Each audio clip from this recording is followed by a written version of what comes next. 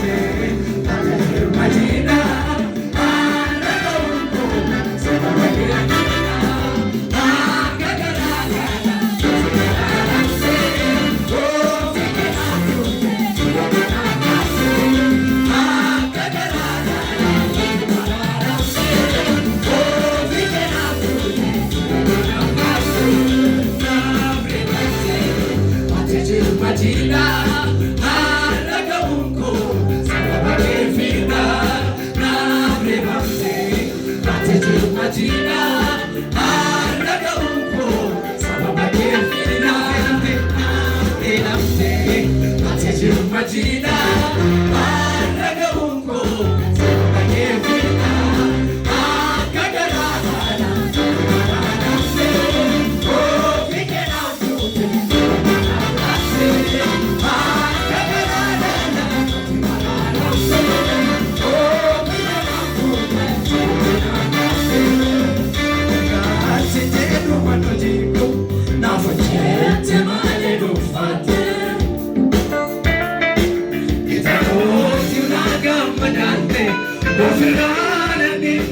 Fate